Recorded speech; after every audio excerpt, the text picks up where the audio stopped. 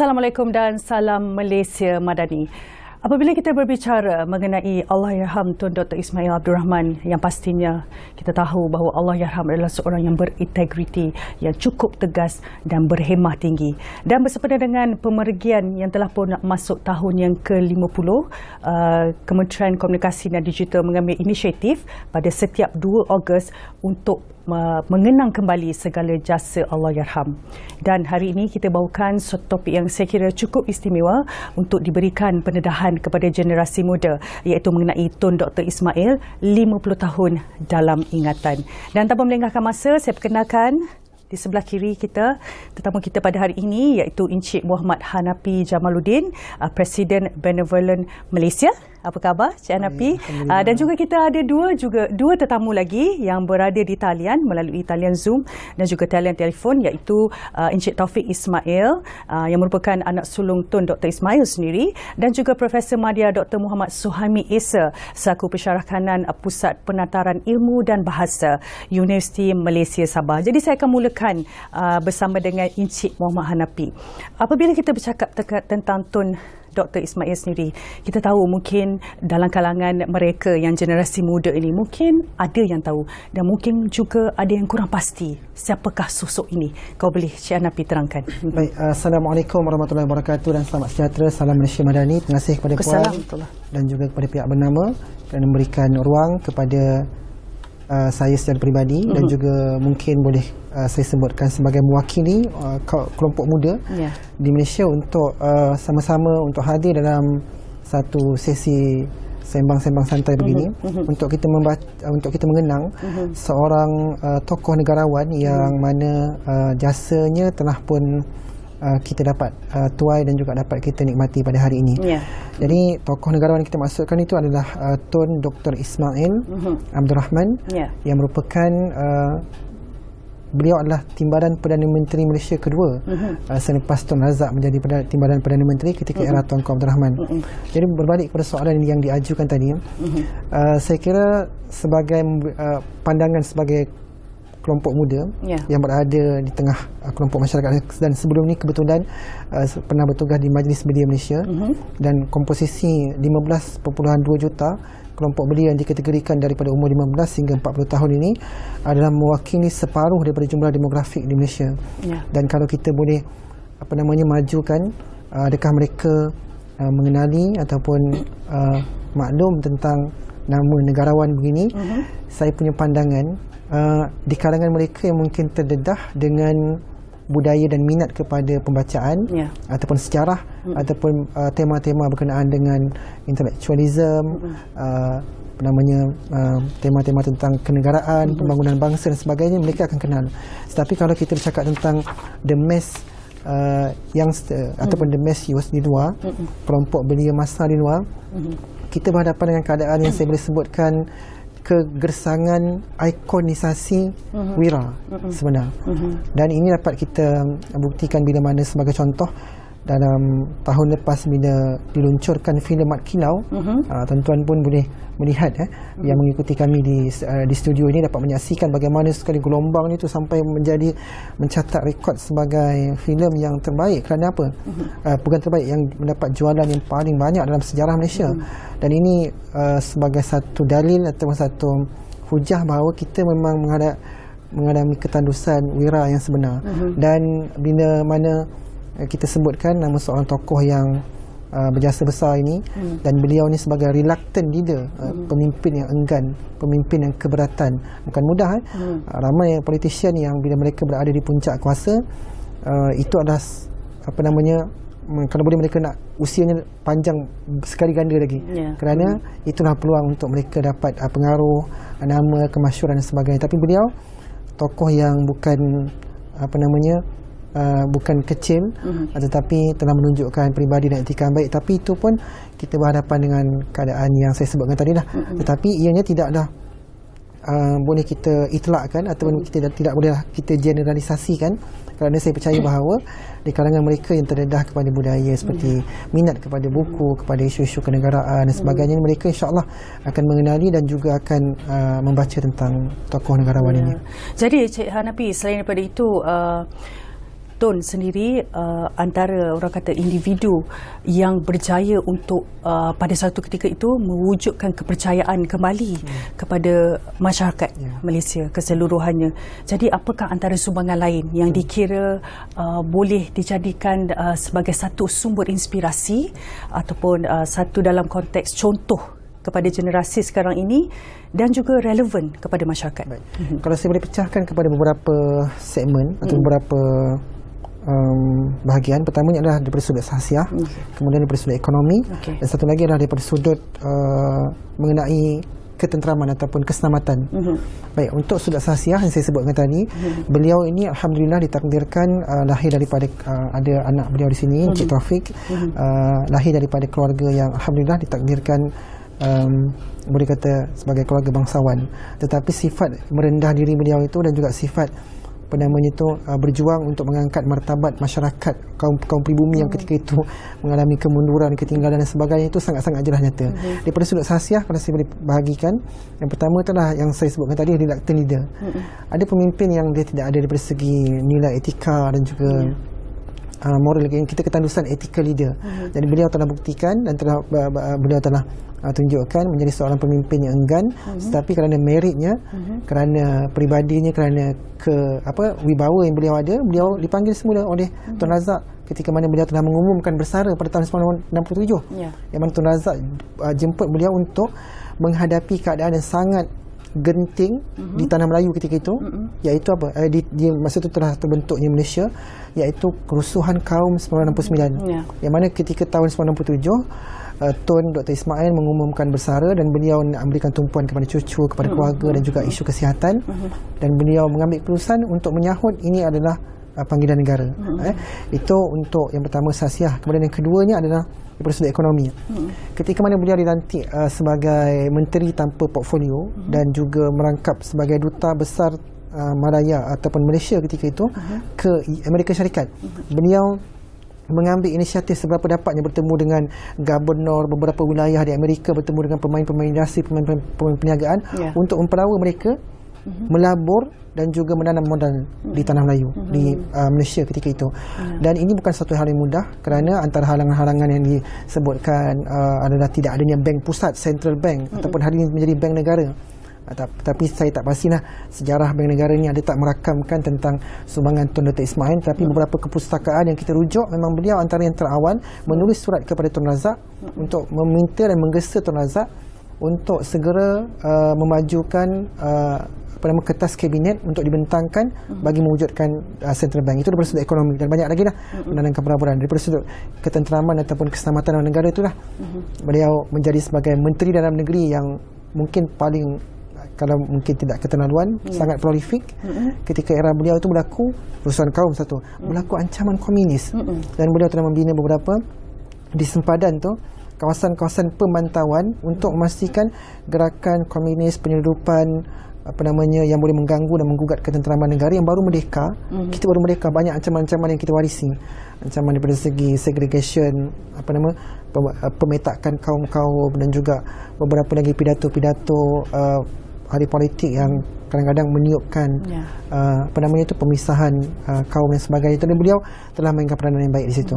Jadi ada tiga segmen yang mana saya sebutkan tadi, sahsiah, kemudian ekonomi dan juga keselamatan. Cik Rafi, sebenarnya saya agak tertarik dengan satu, boleh dikatakan istilah yang digunakan tadi mengenai kegersangan.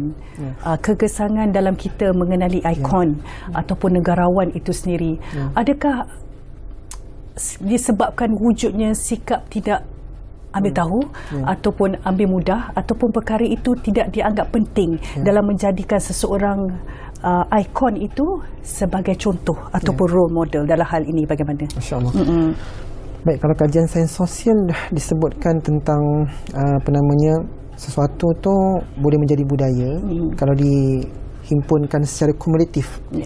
Jadi saya nampak pembudayaan untuk kita nak meletakkan atau mengarusbedanakan tokoh ataupun ikon ataupun konsep wira, the concept of heroes dalam masyarakat kita ni perlu lebih banyak dipergiatkan. Ya. Bukan sekadar hanya untuk tujuan-tujuan yang sifatnya formality, contoh macam untuk tujuan begini, nak menyambut kemerdekaan, hanya untuk ulang tahun ke-50 tahun, Ya. sebagai contoh. Tapi kita kena perbanyakkan contoh, quotes mereka, petikan-petikan mereka, mungkin rakaman-rakaman pidato mereka, mungkin juga ketika mana ada beberapa babak-babak yang ada unsur-unsur sensasi ataupun ada unsur-unsur dramatik ketika mana mereka menguruskan negara yang baru bangkit daripada kemerdekaan ataupun sebelum itu lagi ketika mereka berjuang. Itu saya lihat, saya berikan contoh di Indonesia sebagai contoh, rakaman-rakaman pidato Soekarno, Bung Hatta, Tan Malaka, Sultan Syahrir ini banyak didengungkan, termasuklah kalau ketika kemerdekaan Bung Tomo, nama seorang tokoh ni dilantunkan setiap kali ada kesempatan. Dan juga itu bukan setiap kali kesempatan, hampir secara berkala. Jadi bila kita tidak melaksanakan berkenaan, kita memang hadapi yang saya sebutkan sebagai kegersangan. Dan itu boleh kita buktikan bila bila Fida Mat Kilau berjaya menguasai arus perdana kan. Sebelum tu kita cuba Lieutenant Adnan, Tanda Putera, tapi taklah tsunami yang berlaku. Jadi memang masyarakat ada ruang kosong untuk konsep of heroes yang mereka nak ikon kan. Allahuakbar. Okey. Baik, Cik Hanafi, kita nak berbalik kepada Cik Taufik yang telah pun saya kira bersedia. Okey, Cik Taufik. Okey, Cik Taufik, kalau boleh ceritakan sedikit mengenai latar belakang Allahyarham Tun Dr. Ismail Abdul Rahman sendiri, dan mungkin apa agaknya antara kenangan yang Cik Taufik merasakan kenangan itu pasti tidak boleh dilupakan. Silakan. Ya, terima kasih. Sebagai seorang bapa, dia memang begitu tegas sekali lah dengan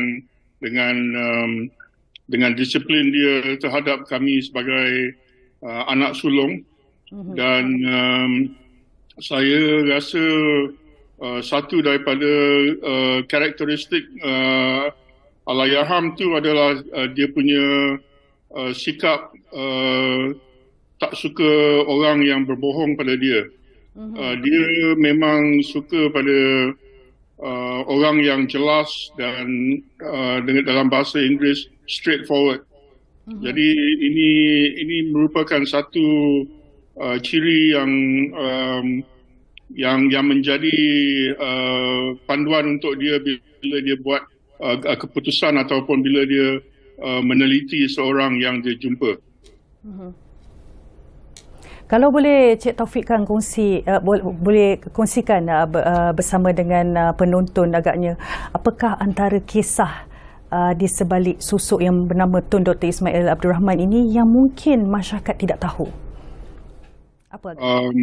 Saya rasa banyak yang dia tulis secara peribadi itu berkenaan dengan masa muda dia.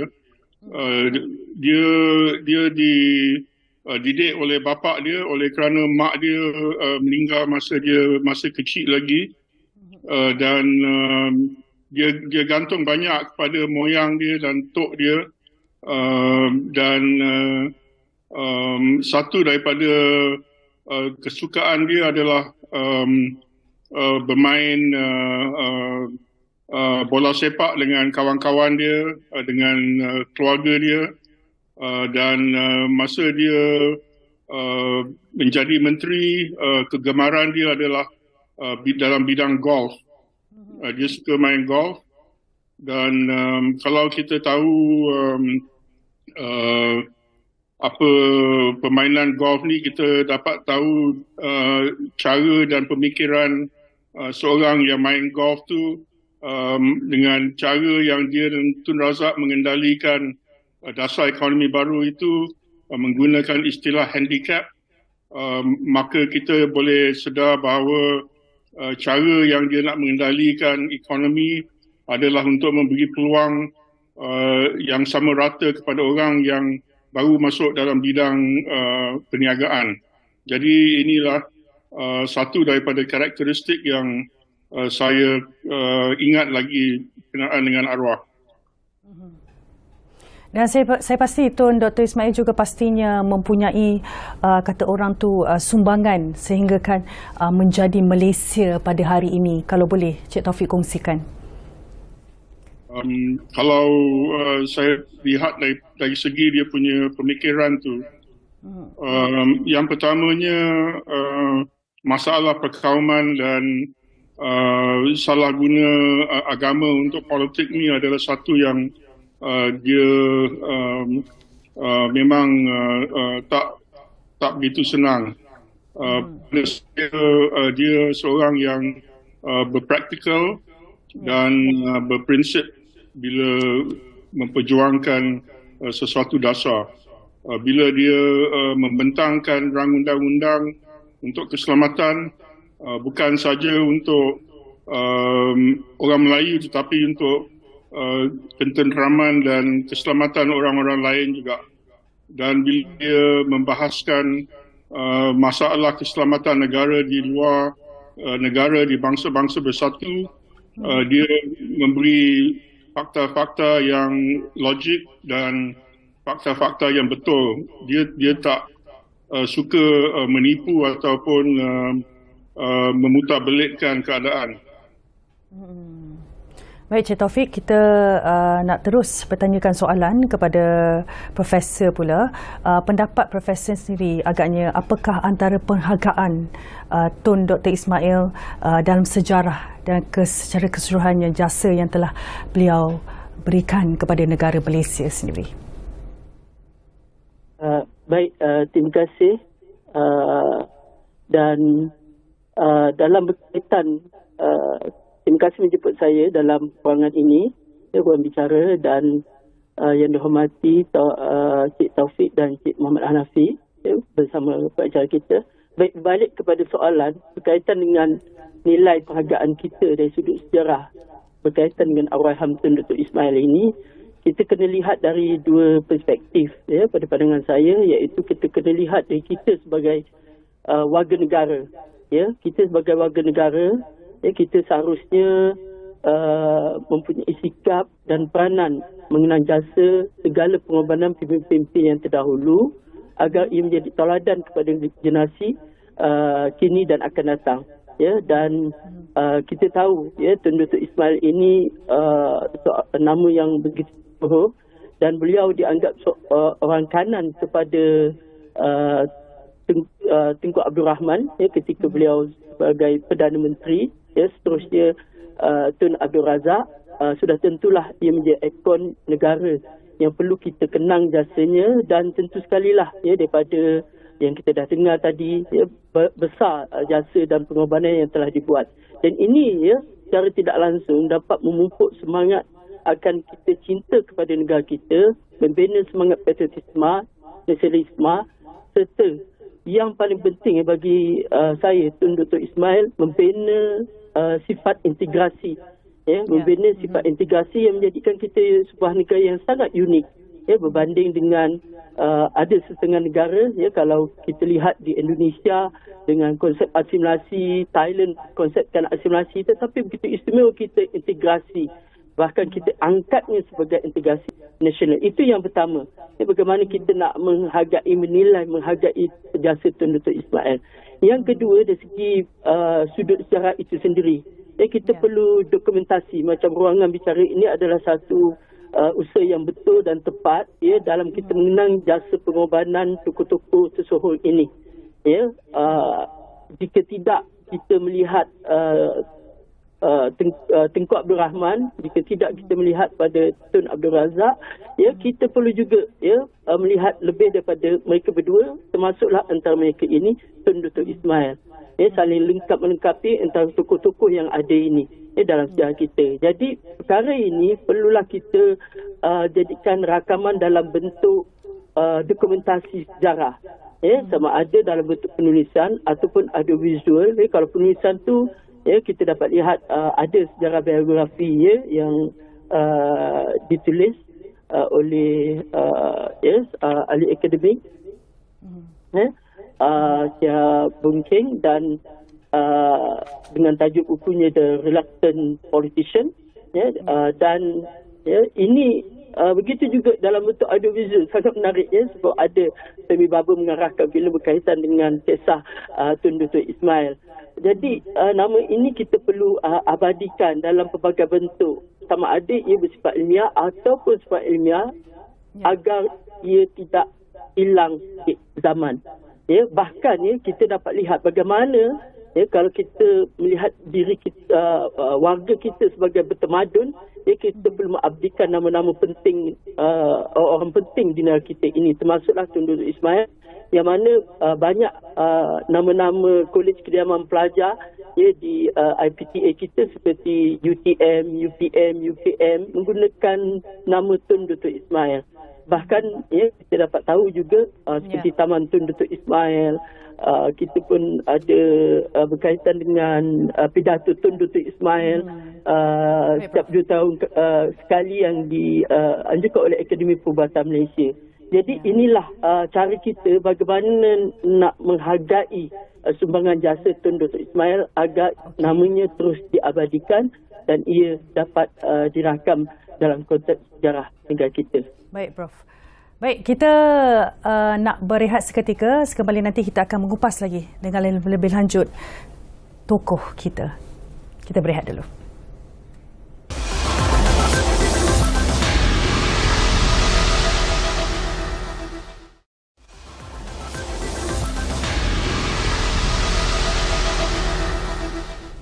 Kembali bersama kami dalam program Ruang Bicara, masih lagi membincangkan mengenai Tun Dr. Ismail 50 tahun dalam ingatan. Cik Hanapi, kalau kita bercakap tentang nilai dan juga prinsip yang pastinya setiap daripada tokoh maupun pemimpin mempunyai elemen yang tersendiri dalam memupuk nilai ataupun aspek kepimpinan. Kalau kita berbicara tentang Tun Dr. Ismail, apakah antara nilai ataupun tokoh kepimpinan sendiri yang boleh dijadikan contoh kepada generasi pada masa kini? Baik, terima kasih banyak kepada Puan Moderator. Kalau kita lihat nilai ni, dia boleh kita rujuk ataupun boleh kita tangkap daripada dua.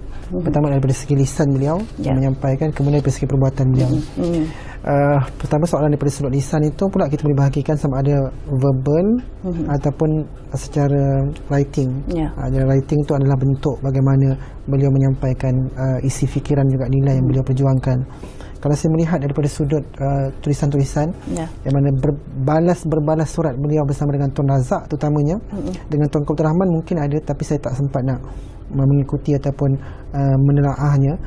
Ada nampak elemen yang saya rasa anak-anak muda hari ini mandatory untuk kita sematkan adalah eagerness, kesungguhan tu. Sebab apa? Ketika mana beliau berada di Amerika, Malaya ataupun Malaysia ni baru saja merdeka dan baru saja menjadi sebagai negara baru, harus melobi negara-negara yang kaya berkenaan untuk mendapatkan sebagai contoh dana, geran, pinjaman dan sebagainya untuk kita membangunkan tanah air kita.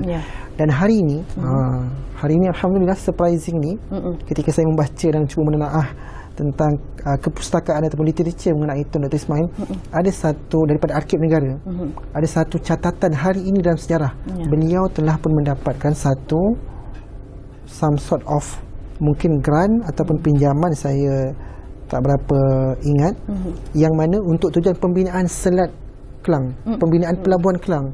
Untuk tujuan apa? Untuk menggalakkan pelaburan dan juga menggalakkan lebih banyak aktiviti import ekspor. Dan ketika itu belum ada lagi. Kalau ada pun mungkin pelabuhan dalam bentuk yang mungkin sederhana, bukan dalam bentuk yang moden. Jadi itu contoh yang pertama, itu kesungguhan. Keduanya adalah ketegasan, menguruskan ketegangan kaum. Bukan bila Malaysia ni kita dapat kemerdekaan melalui meja rundingan. Ada pertumbuhan darah apabila contohnya pejuang-pejuang kemerdekaan yang sebelum mengenal seni diplomatik, mereka berjuang menggunakan senjata, menggunakan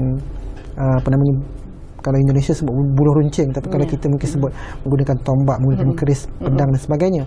Tetapi ketika mana kita sudah mengenal pendidikan moden, kita telah mengetahui dan telah pun mengasah seni diplomasi. Tokoh-tokoh seperti Tuanku Abdul Rahman, Dato' On sebelumnya, kemudian tokoh-tokoh termasuklah tokoh-tokoh yang hari ini mungkin tidak sebagai kiri, Burhanuddin Al-Hilmi, kemudiannya Ibrahim Yaakob dan sebagainya. Kita juga perlu memberikan penghargaan kepada mereka ini. Mereka lebih memilih banyak jalan diplomatik. Jadi kalau kita lihat ketegasan beliau dalam seni diplomatik ini adalah menguruskan hal yang sangat kritikal yang kita lalui. Kita tak melalui banyak era kita menolak penjajahan daripada Inggeris, selain daripada gerakan-gerakan ketenteraan sebagainya itu, kita telah pun mula membudayakan budaya diplomasi. Jadi yang beliau tangani itu adalah untuk nak memastikan ketegangan kaum yang sebelumnya boleh membawa kepada keadaan ketidakstabilan negara itu dapat diuruskan dengan baik. Dan atas kepercayaan berkenaan, Tun Razak telah melantik beliau sebagai timbalan pengurusi Mageran. Dan ketika itu mana ada kabinet yang ada adalah Mageran, untuk nak memastikan kita dapat menstabilkan dan menyederhanakan ketegangan kaum yang masih lagi berlaku disebabkan oleh politik-politik yang adu domba dan sebagainya. Jadi beliau uruskan dengan baik sehinggalah Mageran dibubarkan dan beliau mendapat pengiktirafan dan penghormatan sebagai timbalan Perdana Menteri ketika mana Tun Razak diserahkan jawatan Perdana Menteri daripada Tuanku Abdul Rahman dan Tun Razak naik sebagai Perdana Menteri. Jadi itu yang pertama tadi adalah tentang nilai kesungguhan, sangat-sangat bersungguh-sungguh ketika di Amerika tu beliau berkeliling. Saya baca Massacres, Governor Massacres beliau temui di Amerika dan banyak lagi lah.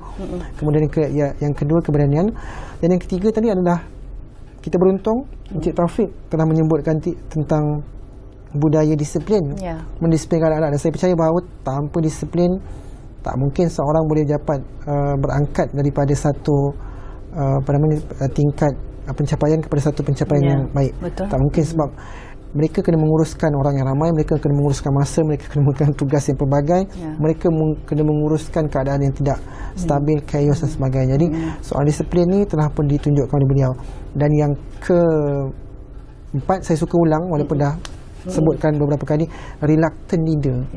Sebab kita perhatikan sampai orang sampai ke tak daripada segi faktor usia pun dah tak ada kekuatan al-qawi, tak ada sifat al-qawi lagi dah, kekuatan tapi masih lagi nak merebut dan berada pada koridor kuasa. Sedangkan beliau enggan, tetapi kerana wibawanya amanah yang akan mendatang dan menjemput beliau untuk kemudian itu dibuktikan. Dia dah umum bersara tahun 67, Mei juga, kejadian Mei 69 juga, genap hampir 2 tahun ataupun ngam 2 tahun, beliau buat keputusan untuk kembali walaupun mendapat sedikit, nanti boleh Encik Taufik untuk sahkan, mendapat sedikit ketidaksetujuan daripada isteri beliau. Tapi kerana ini adalah panggilan negara dan mungkin kerana percaya bahawa panggilan negara ini adalah kefarduan untuk kita nak menguruskan keadaan negara yang baru merdeka, banyak lagi isu-isu pecah dan perintah yang berlaku, kemiskinan, kemunduran, kejatuhan dan sebagainya, tapi beliau tampil. Jadi mungkin itulah 4 perkara tentang nilai yang beliau paparkan. Baik, saya nak terus bertanya kepada Cik Taufik. Kalau boleh Cik Taufik kongsikan mungkin antara cabaran atau tekanan yang dihadapi oleh Allahyarham Tun Dr. Ismail di dalam beliau memimpin negara pada ketika itu, bagaimana? Ada dituliskan dalam buku yang dia rakam. Dia kata selepas kejadian 13 Mei itu, Tengku merasa serba dan Tengku pun cuba memikirkan nak bagi kuasa kepada tentera untuk ambil alih. Tetapi bapa saya menasihatkan kepada Tengku, jangan. Sekiranya kita bagi kuasa pada tentera, memang susah kita nak tarik balik. Jadi pada saya ini menunjukkan sikap dia sebagai seorang yang mengamalkan demokratik dan juga orang yang mengamalkan kepimpinan melalui civilian yang lebih daripada kuasa daripada pihak-pihak yang tidak dipilih oleh rakyat. Kalau kita bandingkan apa yang terjadi pada negara kita berbanding dengan negara-negara jiran seperti Thailand dan Indonesia, jarang kita nampak tentera masuk campur dalam tanah air kita. Dan walaupun kita mengalami perubahan kuasa di antara satu Perdana Menteri ke satu Perdana Menteri masa 2-3 tahun yang lepas ni, tentera tak masuk campur macam mana kita nampak di negara-negara jiran kita. Ini menunjukkan satu kekuatan prinsip demokrasi yang diamalkan oleh arwah bapa saya. Jadi saya teruskan soalan dengan Prof pula. Kalau pada pandangan Prof sendiri melihatkan boleh dikatakan warisan politik yang ditinggalkan oleh Allahyarham Tun, adakah ia sedikit sebanyak orang kata itu memberikan role model, ataupun adakah warisan politik yang ditinggal itu masih relevan untuk dipraktikan kepada pemimpin pada masa kini? Baik, terima kasih soalan tersebut. Satu soalan yang menarik, ya, terutama untuk generasi kini dan akan datang, ya, tentang kita fikirkan apakah warisan politik yang ditinggalkan oleh Allahyarham Tun Dr. Ismail. Kita dapat lihat dalam hal ni, ya, kita boleh lihat dari segi personality pribadinya tu, ya, sangat menarik, ya.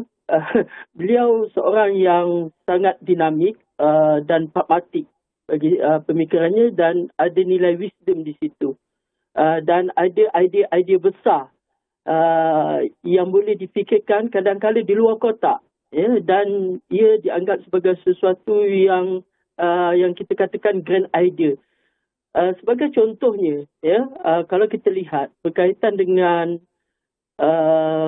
ya, grand idea ini, ya, berkaitan dengan bagaimana beliau menjadi mediator kepada usaha kemufakatan, ya, parti-parti politik, lebih-lebih lagi apabila berlaku peristiwa yang luar biasa yang tak pernah diimpikan oleh pemimpin-pemimpin kita apabila tercetusnya peristiwa hitam 13 Mei 1969. Ya, dan di sini kita dapat lihat bagaimana beliau melihat sesuatu isu itu perlu ditangani secara hikmah, ya, berasaskan kepada perlembagaan, dan melihat bahawa negara ini sangat unik yang meletakkan adanya perlunya melibatkan pelbagai kaum di situ. Ya, jadi kat sini, ya, kita dapat lihat betapa luhur hati mulianya beliau itu meletakkan, ya, kadang-kadang kepentingan pribadi itu perkara yang kedua. Ya, bahkan beliau lebih bekerja daripada bermain politik.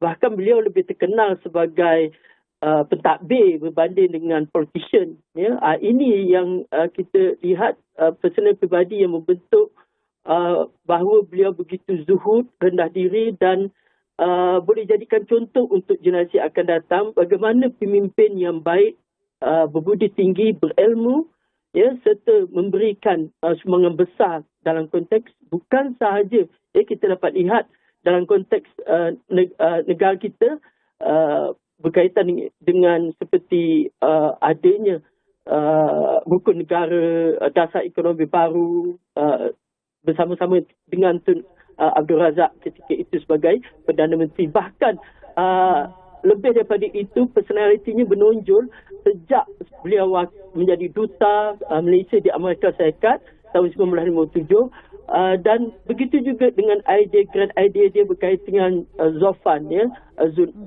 aman, bebas dan berkecuali itu. Inilah kita mahukan personaliti pribadi yang menjadi warisan ahli-ahli pemimpin politik kita pada masa kini maupun akan datang. Baik, yang kedua, bagaimana melihat Malaysia ini politiknya tidak boleh berasaskan kepada satu kaum. Ya, kita sebagai sebuah negara yang terdiri pada pelbagai kaum, agama dan budaya, dah tentu sekali, ya, integrasi perlulah diangkat elemen tersebut, ya, kerana, ya, kita dapat lihat bermula daripada parti perikatan antara UMNO, MCA, MIC, ya, kemudian terbentuknya Barisan Nasional, dan kita pun dapat lihat bagaimana ketika Tun Tan Sri Sin ketika itu mahu mengundur diri bila mana isu-isu berkaitan dengan perkauman, isu peristiwa 13 Mei 1969 apabila beliau sebagai penolong pengarah Mageran Majlis Syarikat Negara, beliau telah memujuk Tun Tan Sri Sin ingin melihat perpaduan negara kita, pastikan betapa perlunya usaha sama antara pelbagai kaum untuk terus pupuk. Bahkan sedar tak sedar kita dapat lihat dalam konteks Barisan Nasional, kemudian Pakatan Harapan, Pakatan Nasional, semua melibatkan pelbagai kaum. Inilah warisan yang kita dapat lihat grand idea dari segi politik yang kita dapat abadikan dan kita teruskan usaha ini agar Malaysia menjadi sebuah negara yang kita dapat lihat menjadi contoh atau role model kepada negara-negara lain yang kita pun maklum kalau berasas kepada indeks keamanan dunia, Global Peace Index untuk tahun lepas, kita kedudukan yang ke-18 negara paling aman. Kalau begitu kalau kita lihat sudah tentu apa yang ada sekarang ini ia tidak datang bergolek, tetapi ia adalah satu warisan berpanjangan sejak negara kita merdeka, dan tentulah peranan ini yang turut dilakukan oleh Tun Dr. Ismail. Okey. Cik Hanapi, kita apabila bercakap tentang semangat patriotisme itu, kita tahu kadang-kala boleh dikatakan generasi muda ini ada tetapi kurang semangat patriotisme, kurang rasa cintakan pada negara. Adakah dengan pendedahan kepada antara sumbangan ataupun jasa tokoh sebagai contohnya Allahyarham Tun Dr. Ismail sendiri membuatkan mereka ini lebih mendapat exposure ataupun membuka hati mereka untuk nak tahu dengan lebih dekat lagi dalam mewujudkan semangat patriotisme dalam diri mereka? Bagaimana? Baik, mengenai isu patriotisme ni memang saya ada sedikit minat untuk menekuni dan pernah juga menulis sebelum ni berdasarkan pengalaman sosialisasi saya sendiri pun. Memang kita dapat saksikan ianya bersifat tempelan. Tempelan, kenapa saya katakan begitu? Sebelum ni ketika saya sekolah rendah, bila kemerdekaan tu orang pun sibuk berpakat-pakat pasang bendera di kereta basikal. Kemudiannya tanpa ada tahu tentang makna, the meaning of sign yang kita bawa tu. Kemudiannya bila dah membesar, kita dapat saksikan perarakan hari kemerdekaan itu dijalankan secara mandatori dan juga wajib semua agensi, sekolah dan sebagainya. Betul. Tanpa menyuntik juga persoalan values ataupun meaning. Saya kena sebutkan lah perkara ni kan, sebab ni pandangan peribadi. Kemudiannya kita dapat saksikan hal ini mungkin kerana didorong oleh banyak faktor. Satunya mungkin kerana kita berada pada satu era complacent, keselesaan yang amat, kerana kita percaya bahawa kemerdekaan kita tu diraih hanya dengan sambutan, apa namanya, silat kata, tanpa melalui bulu runcing ataupun sebagainya. Tapi sebenarnya apa yang kita raih adalah satu tingkat proses demokratik yang tinggi melalui seni diplomasi.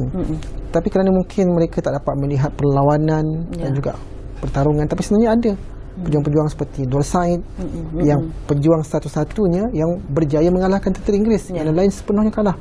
Tak pernah ada dalam sejarah pejuang-pejuang kemerdekaan yang menang kecuali Dor Said. Perlawanan kedua beliau kalah kerana ada bantuan daripada Rembau dan juga bantuan asing. Jadi bagaimana untuk kita nak tangani ini? Saya melihat bahawa ianya adalah budaya ni adalah satu perkara yang kena dibina secara dihimpunkan secara kumulatif untuk dijadi bentuk. Jadi saya nampak kalau boleh kita petik beberapa quote ataupun kita mungkin boleh mainkan dalam sudut naratif sejarah tu dalam bentuk yang unsur-unsur yang sifatnya dramatik. Cik Hanapi, saya kira panjang lagi penjelasannya. Kita nak berehat sekejap aja. Kita akan sambung lagi. Baik, terus setia bersama dengan kami dalam program Ruang Bicara. Kita kembali lagi selepas ini.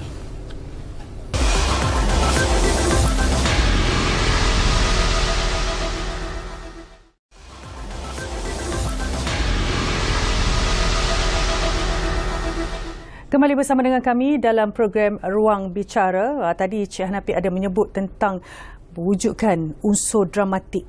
Kalau boleh Cik Hanafi terangkan. Baik, soalan ini yang diajukan tadi adalah tentang macam mana untuk kita nak memastikan sifat patriotism di kalangan orang muda, dan juga bukan semata-mata belia tapi juga beliau, beliau-beliau yang yang berada dalam masyarakat hari ini, untuk kita pastikan bila mana kita menyambut kemerdekaan tu memang patriotism tu benar-benar menjadi satu hal yang organik, satu hal yang hidup dan juga tumbuh secara penuh dengan kesedaran. Jadi saya nampak adalah kita kena memperbanyakkan sejarah yang bukan sekadar dalam naratif yang dalam naratif yang bersifat dogmatik dan juga doktrin, tetapi dalam naratif yang bersifat hidup dan juga yang tidak kering. Maksud saya adalah kita kena memberikan perhatian juga penghargaan kepada mereka yang mana ada kerana apa orang suka kepada perlawanan. Sebab perlawanan ni seolah-olah dikonotasikan sebagai apa? Membawa suara kecil, suara perpinggiran, suara marhain, suara orang-orang yang tidak mendapat pembelaan. Jadi kita kena wujudkan, dan saya cuba cari contoh Tun Razak ketika nak mewujudkan Felda tahun 1956, quotes yang Tun Razak gunakan, tanah untuk mereka yang tidak bertanah dan untuk memerangi kemiskinan, yang hari ini kita boleh sebut menentang kemiskinan. Jadi sangat menarik. Wah, ini satu perjuangan yang besar. Walaupun mungkin tak ada perlawanan yang bersifat melawan tentera penjajah sebagainya, tapi itu adalah perlawanan untuk kita nak memperjuangkan melawan apa yang disebutkan sebagai kemiskinan adalah musuh kepada negara, musuh kepada pembangunan. Apa lagi? Dr. Burhanuddin Hilmi sebutkan kepada anak-anak bekas jajahan, teruslah melangkah dan jangan pernah takut akan jatuh. Kerana tidak ada kejatuhan yang lebih menghinakan daripada kejatuhan yang telah pun kita nikmati ataupun lalui sebagai anak bekas tanah jajahan. Jadi saya suka quotes yang begitu, yang boleh membakar dan juga dapat menggelegakkan. Tuan Dr. Ismail yang kita sebutkan, di mana beliau sebut tentang isu-isu keselamatan dan juga untuk memperjuangkan pembangunan ketika negara baru lepas daripada kemerdekaan dan sebagainya, itu boleh kita temui dalam sama ada esei ataupun tulisan ataupun surat atau mungkin ada audio daripada yang mereka pernah saksi. Kerana apa? Kerana it's not easy. Walaupun kita percaya bahawa sejarah ni adalah orang yang memiliki wibawa dan sebagainya, tapi ketika mereka menempuh itu, melalui itu, mereka menghadapi beban dan tekanan-tekanan tu. Tekanan daripada jutaan rakyat yang kemungkinan besar kalau tidak diuruskan dengan penuh wibawa dan hemah, kemungkinan negara akan kembali runtuh dan terbuka ruang dan pintu untuk kembali dijajah sebagainya. Dan kita lihat ada negara yang telah merdeka sampai sekarang ni masih lagi chaos dan sebagainya. Ini yang kita kena head off, kita kena salute dan juga kita berikan penghargaan, dan semoga Allah mengganjarilah mereka yang telah memberi jasa kepada rakyat. InsyaAllah hendaknya. Jadi Cik Taufik, kalau boleh kongsikan bersama dengan penonton apa agaknya antara aspirasi ataupun impian Tun Dr. Ismail sendiri yang boleh dilaksanakan dan diteruskan pada masa kini, Cik Taufik?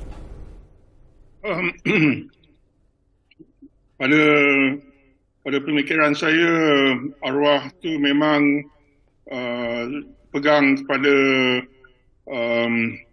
orang muda sebagai pemimpin, dan kita mesti ingat masa merdeka tu dia dan Tun Razak tu boleh dikatakan orang yang muda. Yang paling tua sekali adalah Tunku Abdul Rahman. Jadi masa Tun Razak menjadi Perdana Menteri dan bapa saya menjadi dia, itu daripada priority yang dia dirikan adalah talent searching ataupun mencari bakat untuk memimpin. Dan banyak pemimpin muda yang dididik dan dibawa naik oleh kedua-dua mereka ni, seperti Tengku Razali, Tun Musa Hitam, dinaikkan menjadi pemimpin sebab Tun Razak dan bapa saya memang pegang kepada prinsip bahawa pentadbiran negara ini adalah di dalam tangan yang muda. Baik Prof, kalau boleh kongsikan juga Prof, agaknya apakah antara kesinambungan dasar rasa kerajaan yang boleh dikatakan boleh diguna pakai dalam pentadbiran negara kita sekarang, Prof? berkaitan dengan kesinambungan dasar-dasar kerajaan yang diciptakan oleh Allahyarham Tun Datuk Ismail, kita dapat lihat kalau kita menilai dari segi perbezaan cuma suasana keadaan dan masa itu, kalau dahulu kita dapat lihat tidaklah sama seperti yang ada sekarang kita ni dengan dunia ICT globalisasi. Kalau dahulu kita dapat lihat tentu sekali keadaan sesuai ketika itu, lebih-lebih lagi negara kita baru sahaja selepas merdeka, dalam 10 tahun begitu, dan sejak awal sebelum merdeka lagi beliau memainkan peranan besar dalam usaha untuk membina. Dalam hal ini kita kena lihat dua aspek, iaitu bagaimana dasar-dasar itu dari perspektif untuk dasar membina negara itu sendiri. Kalau kita lihat kesinambungan dasar membina negara itu, kita lihat Tun Datuk Ismail ini sebagai orang penting, ataupun kita katakan sebagai orang yang utama bersama dengan Tun Abdul Razak dalam membina pembentukan Malaysia, gagasan Malaysia, itu. Dan dasar luarnya sangat pragmatik di sini, bagaimana beliau berasaskan pengalaman beliau semasa jadi duta dan mewakili di Pertubuhan Bangsa-Bangsa Bersatu itu, beliau membawa isu ini sehingga akhirnya Malaysia itu dapat realisasikan, dan dalam pada adanya konfrontasi ganyang Malaysia daripada Indonesia, tetapi istilah pujukan kepada pihak Indonesia, akhirnya pihak PBB memanjangkan agar Malaysia itu dapat dibentuk. Itu yang pertama, kita dapat lihat bagaimana dasar kita berkaitan dengan dasar luar, dan tentu sekali yang saya dah sebutkan sebelum ini berkaitan dengan dasar luar. Dasar luar lebih terbuka, lebih kita lebih bukan sahaja blok tradisional, konvensional yang ada, seperti Amerika Syarikat, Great Britain, negara-negara di serantau di peringkat ASEAN, tetapi juga lebih terbuka kepada dasar luar kita. Bermula semasa Tun Datuk Ismail bersama dengan Allahyarham Tun Abdul Razak, kita juga melihat bahawa ada keperluan untuk dasar terbuka kita, termasuk juga dengan negara-negara blok komunis, termasuk seperti China. Itulah bermula era baru yang mana kita dapat lihat ada satu idea yang begitu signifikan, antara mereka berdua ni, antara Tun Datuk Ismail, maknanya satu gandingan yang mantap lah kedua-dua tokoh ini, bagaimana melihat dasar luar Malaysia itu sebagai satu pemangkin ke arah usaha yang mana kita dapat lihat perkara ini terus jadi kesinambungan semasa era Mahathir dan sehinggalah sekarang. Dasar kita lebih terbuka, dan kita banyak melibatkan dengan beberapa pertubuhan antarabangsa seperti OIC, PBB, Commonwealth dan sebagainya. Itu yang kita lihat. Dan bila kita katakan dasar-dasar, kita dapat lihat pemangkin paling utama kepada dasar ini ialah dasar ekonomi baru. Yang mana pertama untuk membasmi kemiskinan, dan yang kedua untuk menyusun semula masyarakat. Daripada dasar ini, matlamatnya ialah perpaduan. Sejak itulah perpaduan itu menjadi intipati kepada dasar-dasar negara kita selepasnya. Selepas daripada dasar ekonomi baru seperti dasar pembangunan nasional, dasar kemakmuran bersama 2030. Jadi kita letakkan istilah perpaduan itu sebagai asas ataupun keutamaan dalam usaha kita untuk memastikan bangsa itu dapat dibina. Dan daripada hal ini juga kita bagaimana untuk membina jati diri bangsa Malaysia. Inilah yang kita dapat lihat. Bagaimana dari sini juga wujudnya apa yang kita katakan rukun negara. Dan inilah falsafah Pancasila kita, yang menekankan tentang bentuk rupa bangsa Malaysia, yang mana kita dalam proses untuk membina bangsa Malaysia yang sejati. Dan inilah yang kita dapat lihat, dasar-dasar ini begitu signifikan kepada apa yang ada sekarang ini, dan diteruskan. dan usaha-usaha yang dilakukan oleh Tun Dr. Ismail ini tentulah seharusnya kita menjadi kata orang perintis ke arah dasar-dasar kerajaan yang ada sekarang ini. Terima kasih. Ya, terima kasih Prof. Jadi Cik Taufik, sedikit pandangan peribadi daripada Cik Taufik sendiri. Tadi kita dah sentuh mengenai semangat patriotisme dalam kalangan generasi muda. Pandangan Encik Taufik, bagaimana sebenarnya untuk kita menyuntik semangat patriotisme dalam kalangan generasi muda ini untuk mereka betul-betul menghayati akan jasa dan juga bakti pemimpin-pemimpin yang terdahulu. Bagaimana? Pada saya, contoh yang diberikan di dalam pentadbiran kita hendak namakan tempat-tempat ataupun jalan-jalan ni, kita kena pilih nama yang dikenali oleh orang ramai, dan untuk menunjukkan kita tidak lupa siapa mereka yang dinamakan.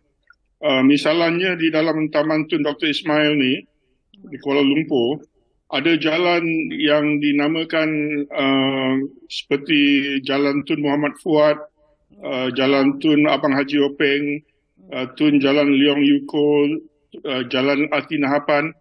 Jadi bila kita namakan jalan-jalan ni untuk pemimpin-pemimpin yang lepas, ini menimbulkan soalan di antara mereka yang datang, siapakah mereka? Jadi bila soalan tu ditanya dan jawapan tu diberi, barulah mereka tahu siapa yang dimaksudkan.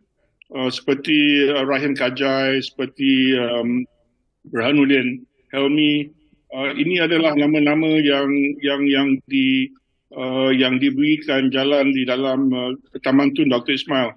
Dan di dalam negeri Selangor, umpamanya memang ada banyak orang yang bersejarah yang kita boleh pada tempat-tempat ataupun jalan-jalan yang ada. Seperti baru-baru ni kita bagi jalan yang dinamakan Jalan Ungku Aziz, Profesor Ungku Aziz, Profesor UK Kim dan sebagainya.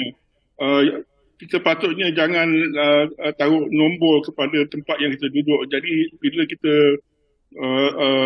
lihat kepada sejarah dan tempat macam ada persamaan lah. Baik, Jadi kita masa betul-betul mencemburui kita.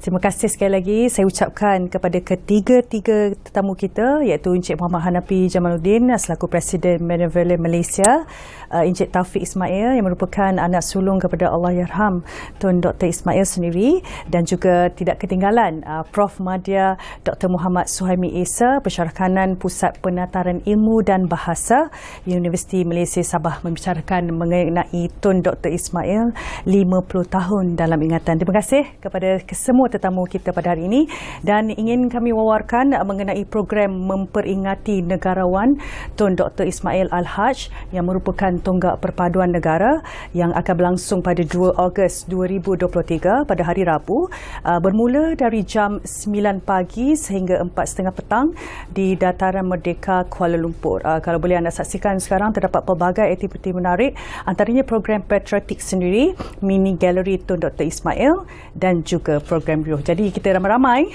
turut serta dalam program ini. Dengan ini secara tidak langsung kita dapat mengetahui dengan lebih lekat lagi antara sumbangan dan jasa Tun Dr. Ismail Al-Haj. Jadi kita telah sampai ke penghujungnya. Terima kasih kepada anda yang setia menonton Ruang Bicara selama 1 jam. Kita jumpa lagi. Assalamualaikum.